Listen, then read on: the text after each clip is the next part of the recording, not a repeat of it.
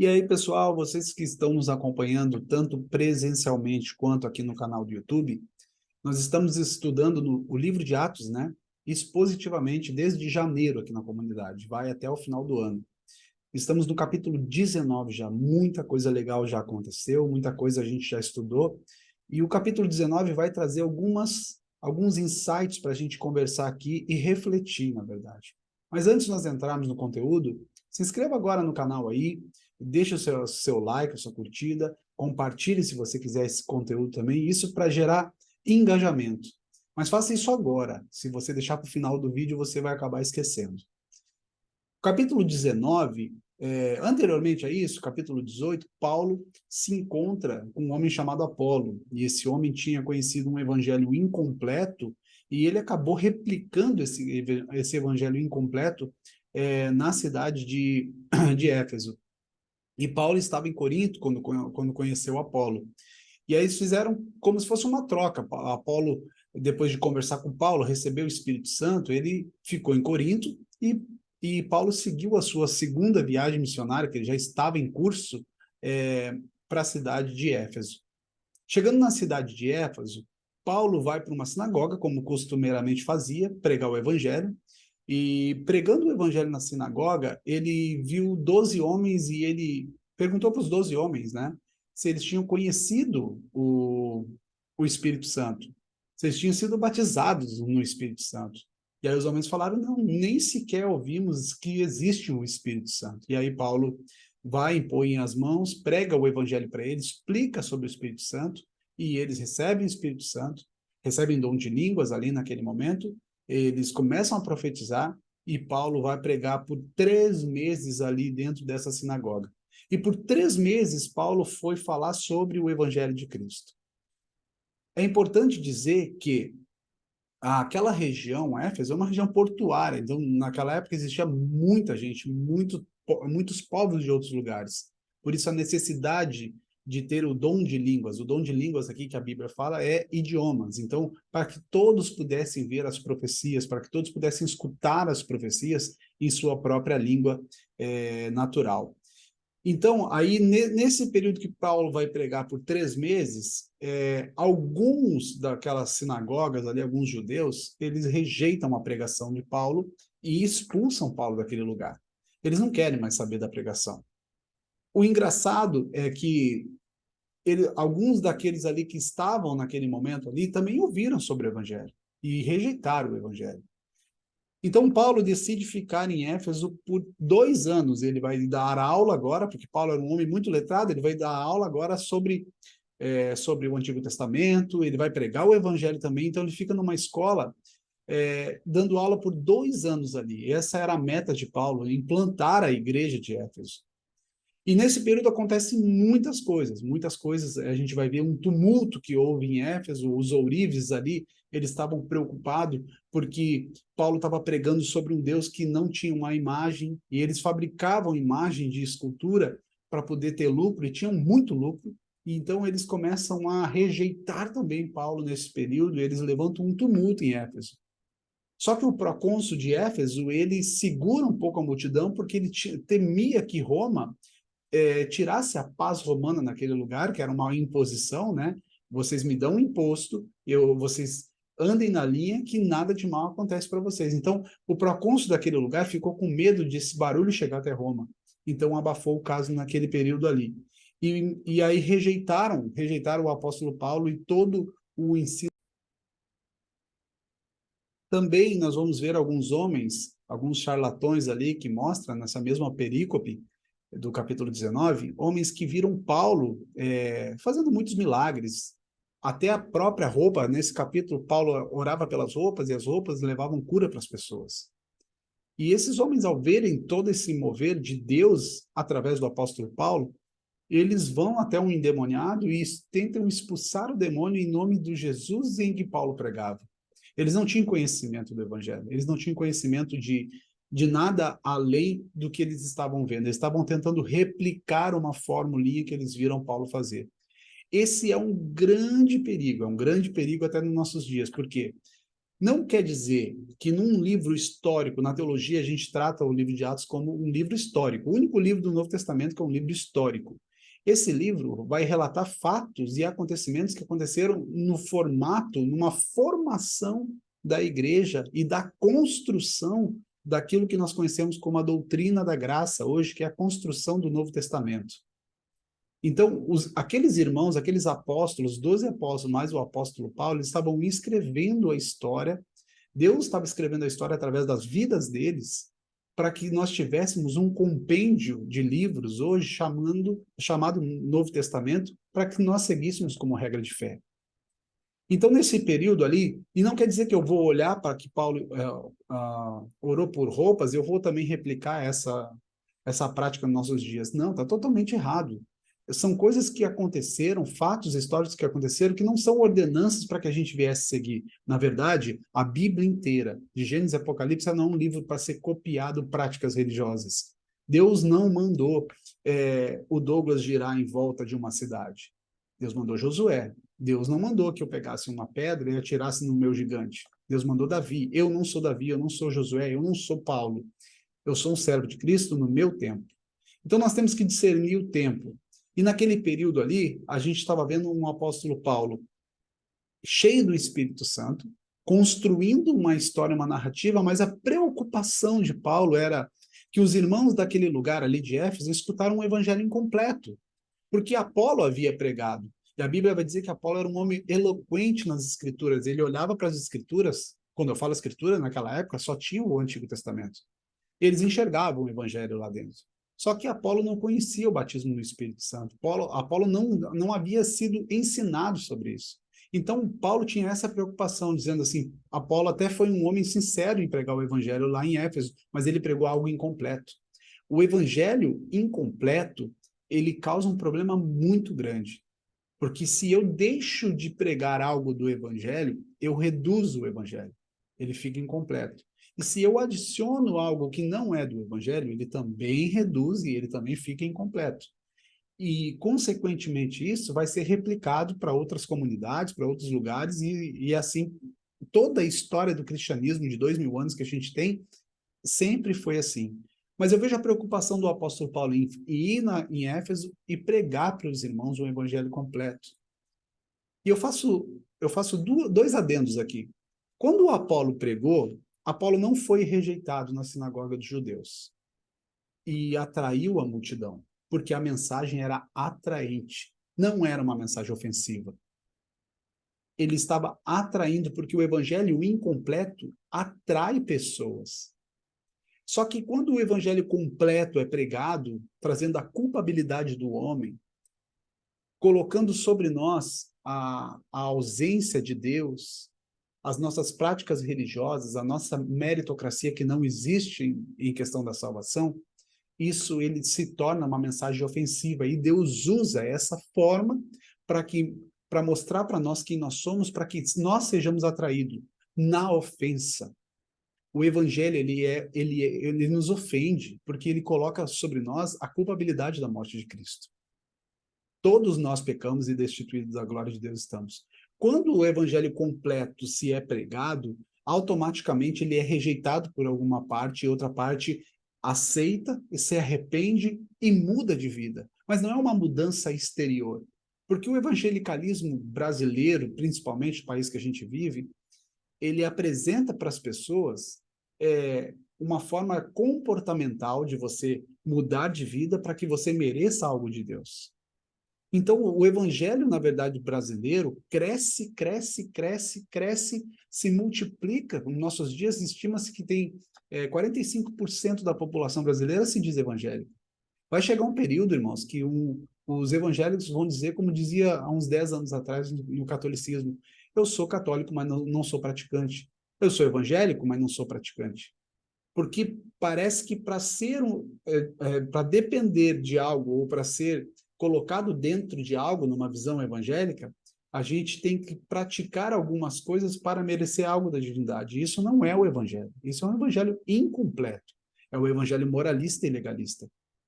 Quando acontece uma conversão do evangelho completo, o evangelho nos ofende, ele não promete que nós vamos mudar de vida, ele não promete que nós vamos ter carro, que nós vamos ter riquezas, ele fala para nós que nós somos culpados pela morte de Cristo, e essa culpa entra dentro do nosso coração e causa em nós arrependimento e uma gratidão profunda pelo perdão de Cristo, pelo perdão de Deus em Cristo Jesus.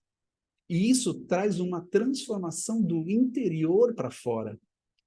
E é por isso que nós não pregamos regras comportamentais, porque as regras comportamentais elas vão ser instruídas através do Espírito Santo de dentro para fora.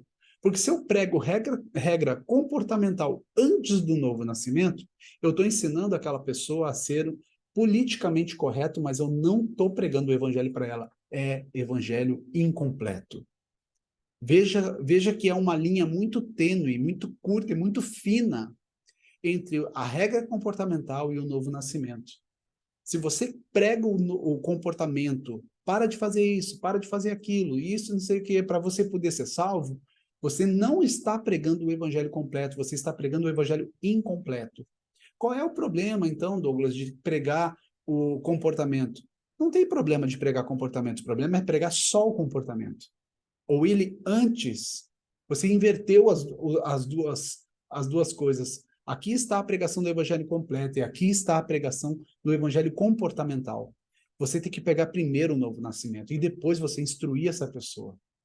Porque se essa pessoa não nascer de novo, ela só vai ser mais um religioso entre todos. Era essa a preocupação do apóstolo Paulo. Por isso que ele entrou em Éfeso, ficou 2 anos para complementar a pregação de Apolo, que ele pregou sobre um Cristo que ele mal conhecia, sobre um evangelho que não trazia salvação, porque não havia o conhecimento do Espírito Santo.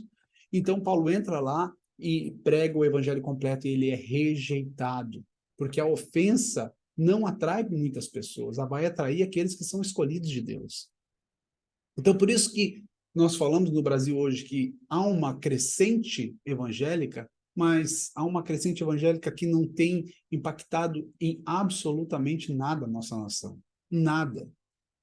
Há uma crescente de um movimento evangélico ideologista que luta contra outras ideologias, seja elas homoafetivas, seja ela política, social, e esquecem que o evangelho está superior disso tudo. O evangelho não faz parte dessas ideologias, muito pelo contrário. Portanto, eu e você, nós não temos autonomia e nem autoridade para adaptar a mensagem e torná-la mais atraente e menos ofensiva. Nós apresentarmos para as pessoas um Cristo genérico, uma entidade ao qual elas vão se relacionar sem o conhecer. Essa é a carga que o evangelho incompleto traz sobre as pessoas. E quando eu falo evangelho incompleto, eu estou transformando o nome de Deus, a pessoa de Jesus Cristo, em uma entidade que comanda uma certa religião. Então ele já não é mais Deus. Eu vou repetir. Eu estou tornando a mensagem mais atraente e menos ofensiva. Eu estou invertendo os polos. A mensagem do evangelho, ela primeiro ofende, primeiro ela vai ofender as pessoas. E depois da ofensa vem a atração. A atração de quem? Daqueles que Deus escolheu. O problema do evangelicalismo brasileiro é querer transformar a mensagem do evangelho em uma mensagem super atraente. E não, isso é um evangelho incompleto. Ele se torna incompleto quando você arranca a cruz e coloca o comportamento. Quando você arranca a cruz e coloca sobre as pessoas a legalidade. Quando você arranca a cruz e coloca sobre as pessoas a meritocracia. Isso é um evangelho incompleto. E as igrejas estão repletas disso. Repletas disso. E estão multiplicando esse pensamento, e estão replicando esse pensamento de geração em geração. Claro que não são todas, é óbvio que eu não sou sectário, dizer que eu tenho a verdade absoluta e os outros não têm. Não, de maneira nenhuma. A confissão de fé reformada, qual a gente serve hoje, ela já reconhece isso há muito tempo. Desde a reforma protestante, ela já reconhece que nós não podemos adicionar e nem subtrair nada ao evangelho, que isso reduz o evangelho e faz com que aquele evangelho não tenha poder de salvação, porque tira a cruz de Cristo. Até mesmo quando você pega uma prática do Antigo Testamento, que Deus mandou um dos nossos irmãos do Antigo Testamento fazer e tenta replicar para obter os mesmos resultados, você está reduzindo a mensagem do Evangelho, está tirando a cruz da mensagem e colocando sempre a necessidade do homem. O que nós vemos nesses dias? Um evangelho incompleto sendo pregado em algumas igrejas, na maioria das igrejas brasileiras, aonde o foco é a necessidade do ser humano sendo sanada por um Deus que não é um Deus, é um escravinho. Eu até comentei aqui na comunidade, no sábado, que há uns anos atrás, em uma outra igreja que a gente fazia parte, na hora da oração, os pastores perguntavam assim, o que que você quer que Deus te faça nessa noite? Como se Deus fosse, como você abrisse uma porta assim, de um fast food, uma geladeira de um mercado, dizendo, o que que você quer de Deus aqui hoje? Pode escolher. Esse não é o Deus da Bíblia. Esse é o Deus da religião. Esse é o Deus que foi criado para suprir a necessidade do homem, o Deus atraente. E o nosso Deus, ele primeiro traz a verdade, a justiça dele, depois ele atrai. Porque primeiro nós temos que entender que nós somos culpados e a nossa culpa ela é eterna. E pela culpa da morte de Cristo, pelos nossos pecados, pelo pecado inicial, pela descendência de Adão, que entrou o pecado no mundo, nós assumimos a culpabilidade na morte de Cristo e através desse perdão grandioso e maravilhoso da cruz, nós temos gratidão para nos render diante aos pés de Jesus e nos arrepender dos nossos pecados e viver uma nova vida, uma vida livre da prisão da religião, livre da prisão desse falso Deus que é pregado em algumas igrejas. Então fica essa reflexão do capítulo 19, por que que o apóstolo Paulo teve que entrar lá? Porque há, sim, uma ideia, e toda a ideia que é contrária ao evangelho, ela é um pensamento maligno, é um espírito da época. E o espírito da época que nós estamos vivendo é o espírito do empoderamento feminino, é o espírito da rebeldia, e eu falei isso no sábado. Parece que a nossa pregação é uma pregação rebelde, parece que nós estamos aqui nos rebelando contra a igreja. De maneira nenhuma, eu amo a igreja de Deus. Eu amo a igreja de Deus. E por eu amar a igreja de Deus, eu tenho que defender, é obrigação de todo cristão defender a doutrina. Se você não defende a doutrina, você é um impostor. E você está pecando pelo pecado de conveniência, você está sendo conivente. Por isso, eu e você, nós fomos levantados para sermos ofendidos também. O apóstolo Paulo foi expulso, diversas vezes ele apanhou, até aqui a gente já viu uma prisão do apóstolo Paulo, açoites, apedrejamento, expulsão de sinagogas, expulsão, tudo isso Jesus havia falado para ele. Vocês serão expulsos das sinagogas, vocês vão ser odiados pelas nações. O evangelho, ele é ofensa. Se está atraindo muito e está tudo muito calmo, isso não é evangelho. Cuide, porque o Deus da Bíblia primeiro vai apresentar para nós o seu evangelho. E o seu evangelho vai nos ofender no profundo do nosso coração e deve gerar em nós um profundo arrependimento. Agora, se você foi atraído, vem para cá para a igreja, que Deus vai te dar um casamento novo, vai te dar um carro novo, vai te dar uma conta bancária, vai fazer. Isso não é evangelho, isso é uma mensagem adaptada ao evangelho que faz com que as pessoas sejam atraídas facilmente para aquele lugar. E não se é pregado o evangelho. O evangelho é apresentado primeiro, depois nós vamos falar de regras comportamentais e das bênçãos de Deus. E da mesma forma, quando eu falo para uma pessoa que eu estou evangelizando, dizendo para ela, para de fumar, para de beber, para de fazer isso, para de fazer aquilo, eu estou transferindo para ela a responsabilidade da sua própria salvação. Ou seja, se ela largar tudo aquilo ali, ela vai ser salva. Não, então ela não precisa da cruz de Cristo. Eu acabei de remover a cruz de Cristo daquela pessoa. Eu não apresentei o evangelho para aquela pessoa. Eu apresentei regras comportamentais de um grupo de pessoas que acreditam em algumas doutrinas comportamentais que vêm antes da salvação. Então, aquela pessoa automaticamente se sente salva por ter abandonado esses hábitos de fumar, de sei lá o que for, seja o que for. Isso não está errado, mas isso está trocado, os papéis estão trocados. Isso vem após o novo nascimento. Não confunda, meu irmão, não confunda. Aprenda que as Escrituras vão nos apresentar primeiro o Evangelho de Cristo. Reflita se você não é um experiencialista, se você não é um oportunista da fé. Reflita, é bom você refletir, você que está assistindo esse vídeo. Eu fiz uma pergunta na comunidade e eu quero deixar essa pergunta aqui. O que é mais importante para você num culto religioso? A experiência mística que está acontecendo naquele culto ou a teologia que está sendo pregada? Faça essa pergunta para você mesmo e veja se você não é um experiencialista que prefere uma experiência religiosa. É outra forma de negarmos a cruz de Cristo, é outra forma de viver um evangelho adaptado, porque oferece uma experiência religiosa. Todo mundo quer ter uma experiência religiosa. O evangelho não nos oferece uma experiência religiosa. O evangelho nos oferece a salvação. Dito isso, irmão, eu queria que você refletisse também sobre. Você vai perguntar assim para mim antes de nós acabarmos o vídeo, mas o Douglas tem alguma coisa contra a experiência religiosa? Não, de maneira nenhuma, desde que não seja só isso. O problema é que as igrejas hoje estão tomadas de experiência, elas querem criar uma imersão das pessoas virem e serem imersas naquela experiência religiosa. Isso não traz salvação. Isso não traz salvação, porque o evangelho não é pregado.